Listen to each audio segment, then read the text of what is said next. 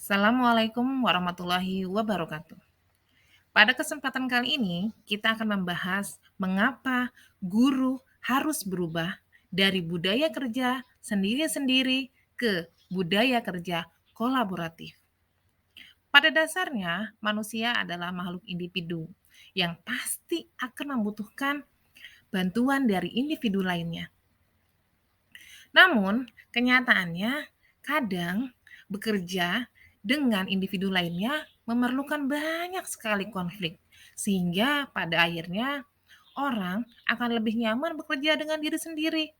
Tapi, apakah hal itu memang baik, terutama bagi kita seorang guru?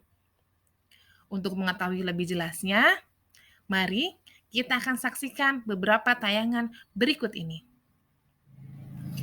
Sebelum kita melihat tayangan, mari sama-sama kita melihat apa itu definisi dari kolaborasi.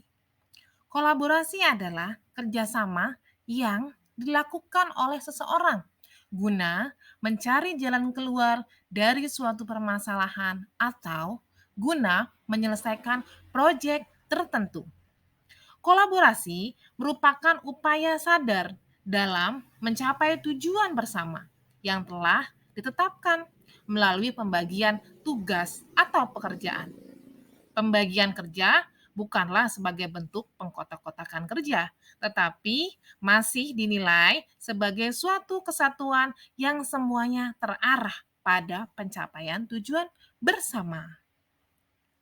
Buhaya adalah seorang guru di kelas 6A. Pada kesempatan kali ini, Buhaya akan memaparkan tentang budaya Indonesia. Tapi kelasnya berisik dan ada siswa yang tertidur serta kotor. Kira-kira bagaimana ya Buhaya menyelesaikan tentang pembelajarannya kali ini? Kira-kira bagaimana ya Buhaya membuat anak-anaknya agar anak-anaknya antusias dan kelasnya menjadi bersih? Oke, anak-anak, hari ini kita akan belajar mengenai budaya Indonesia. Nak, mohon dikecilkan dulu suaranya ya, Nak. Nak, tolong dikecilkan suaranya. Oke.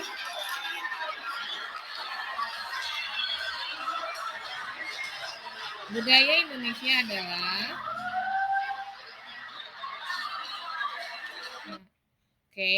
budaya Indonesia adalah budaya yang sangat kultural. Oke, sampai di sini ada yang ingin ditanyakan? Oke, Andi, jangan tidur ya, Nak. Tolong bangun.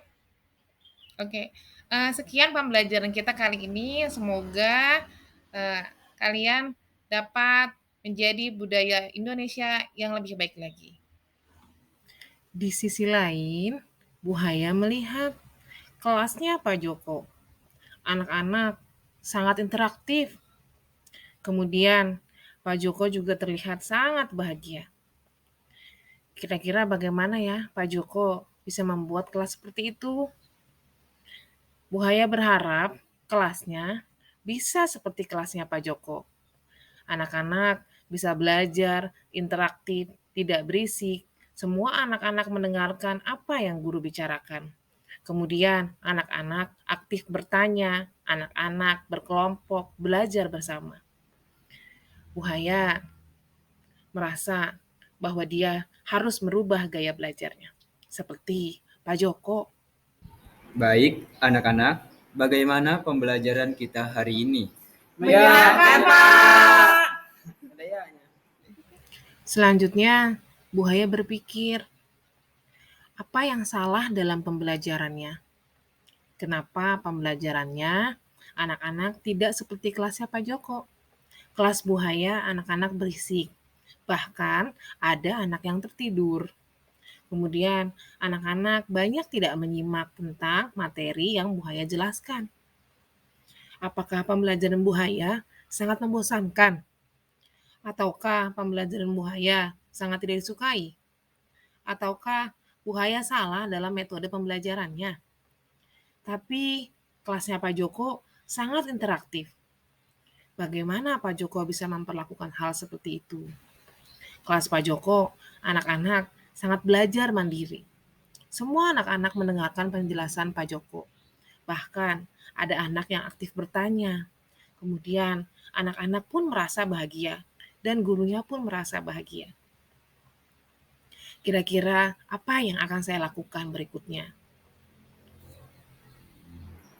Pak Joko, bisakah Bapak membantu saya? Saya mengalami kesulitan dalam pembelajaran. Kelas saya kurang menarik, beda dengan kelas Pak Joko. Mohon bagikan tips agar kelas saya menarik seperti kelas Pak Joko. Ya Ibu, kelas saya menarik karena saya berdiferensiasi dalam pembelajaran, saya juga mempertimbangkan suara murid dan memahami kebutuhan belajar murid. Tak lupa pula, saya menggunakan teknologi dalam pembelajaran. Selanjutnya, Bu Haya dan Pak Joko sama-sama berdiskusi mengenai pembelajaran mereka. Bu Haya menuliskan tentang kesulitan dan tantangannya dalam belajar. Kemudian Pak Joko pun membantu Bu Haya dengan menyiapkan pembelajaran apa yang kira-kira cocok, berdiferensiasi apa yang kira-kira cocok dalam kebutuhan belajar murid.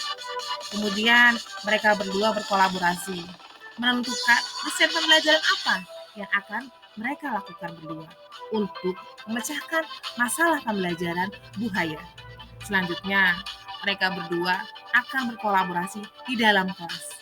Pak Joko akan membantu Bu Haya saat pembelajaran agar pembelajaran lebih interaktif. Tentunya tidak bentrok dengan jamnya Pak Joko. Kini, pembelajaran Bu Haya menjadi pembelajaran sangat menyenangkan berdasarkan evaluasi dan refleksi yang mereka lakukan bersama dengan Pak Joko. Bu Haya menggunakan pembelajaran berbasis proyek.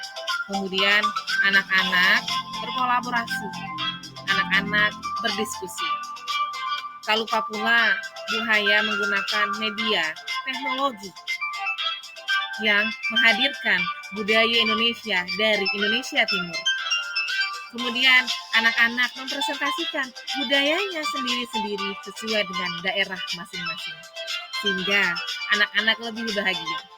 Bu Haya meminta bantuan Pak Joko untuk bisa melihat kemajuan yang telah Bu Haya lakukan.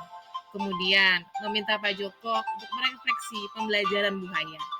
Kemudian tak lupa pula Bu Haya meminta siswa dan mendengarkan suara siswa terkait dengan refleksi pembelajaran Bu Haya. Dari video tadi, kini kita tahu mengapa guru harus berubah dari budaya kerja sendiri-sendiri ke budaya kerja kolaboratif.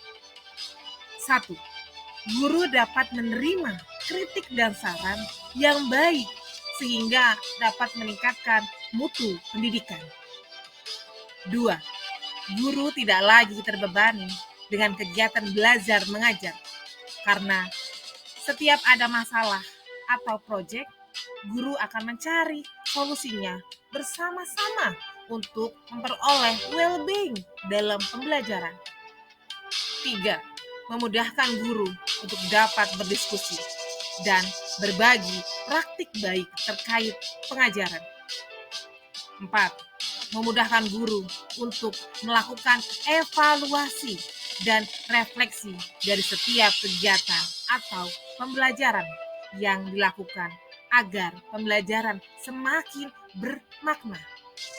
5. Mempererat hubungan antar relasi antar teman sejawat serta menjadi teladan yang baik bagi rekan guru dan siswa.